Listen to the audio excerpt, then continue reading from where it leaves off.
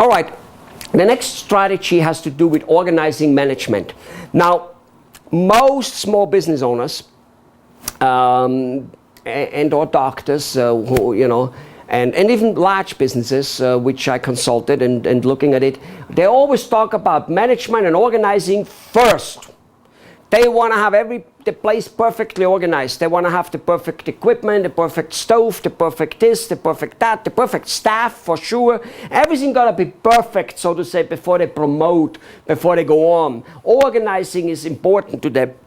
Every book out there apparently writes about how to be effective, how that if personnel is inefficient you will not make money, that the margins are very low and you need to have efficiency.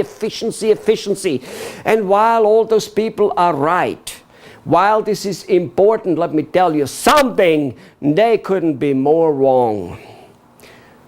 How does that go, being right and being more wrong, being very wrong? Well, it's the sequence. Yes, you got to be organized. Yes, you got to be efficient, but actually you got to first learn how to create so many more new clientele that any efficiency is immaterial. Now, I'm sure there are limits, of course.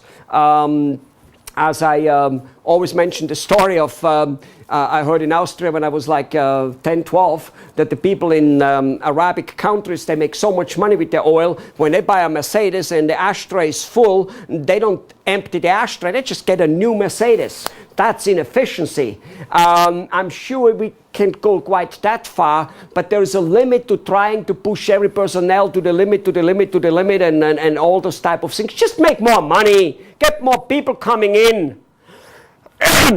If you, for instance, have a buffet and you know, it needs to be prepared for, let's say, a lunch of or dinner, whatever it may be, a lunch usually of let's say 50 people, to just put a number there, well, it costs X amount. There's only so much cost cutting you can do. If 50 people don't come in, you are losing money. If, however, 60 come in, you just made the last 10 people almost 100% profit, because the food is and was already there.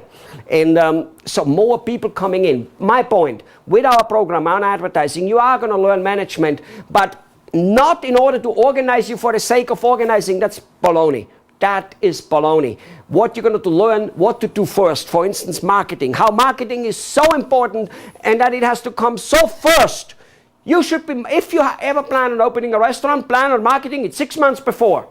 Oh yeah. Oh yeah. I once marketed a restaurant which wasn't open. It wasn't 6 months, but it wasn't open. And we got delayed and all kinds of things. Anyway, we marketed the hell out of it, regardless of what happened. And guess what? People would call in and say, reservation. And we would say, sorry. Some people would show up and we would have a couple people, waiters and bloody blah, stand outside the door and don't let them in. And guess what we said? Sorry, no chairs available. No more chairs available. No more seats available. And it was the goddamn truth. There was just no chairs even delivered yet. The damn place wasn't open. In any case, you got to promote first. Then there's the things about personnel. Some people do not qualify for some positions.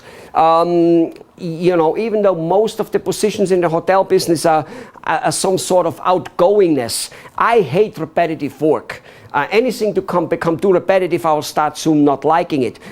We have an incredible test, personnel test, which shows the personality of people for what type of job they're kind of like really qualified and good for. They might still have to learn it, which is incredible. For instance, a surgeon got to be a meticulous person, so does an accountant or whatever it is. But yet maybe a waiter, he can be a little holo trio. He may be a better holo trio person, because I'm surely a holo trio person. And you know, I worked in 14 countries or whatever it is, and in, I don't know, 50 jobs.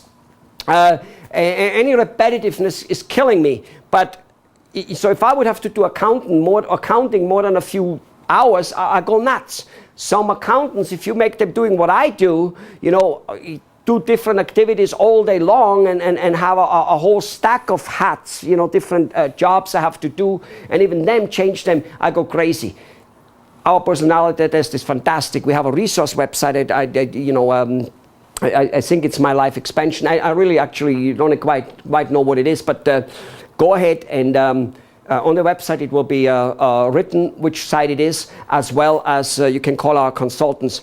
Anyway, with our advertising program as a package, you get a little bit how to hire, where to hire, how to train people. As I mentioned before, how do what are some of the important things of communication which make a waiter, which make me a waiter?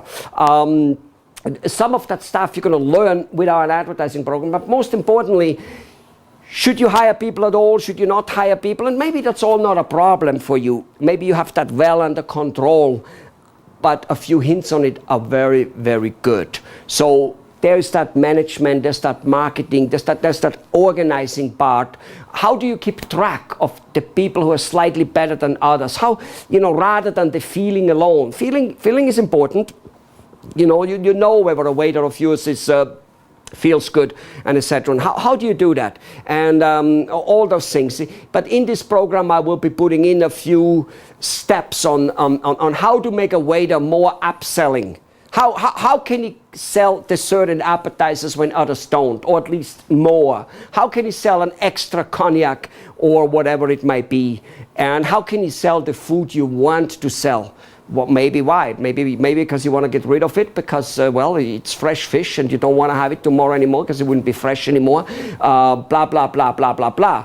Whether your New York steak being aged wouldn't matter to be aged a little longer. You see my point? How do you do that without being the waiter being a pushy type of guy and all those things?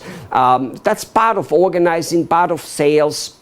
And this program shows you those things quite well. If you do have any type of form of slight personnel problem, go to our resource site and check out our personality test. And by the way, you'll find a whole load of other, probably refreshing articles on it. Well, that's it for that. Call your consultant, get a consultation so that you know what it takes to get on the program and how to double your business, triple it, quadruple it, and do it without advertising, do it with an advertising. Don't ever waste your money on advertising. It, while having its value, surely is not going to make you grow and make lots of money. Usually we don't have it. Go and find out how, despite a recession, but because of a recession, your business can be and will be growing, and the other ones are shrinking, but not yours. All right, see you on the program.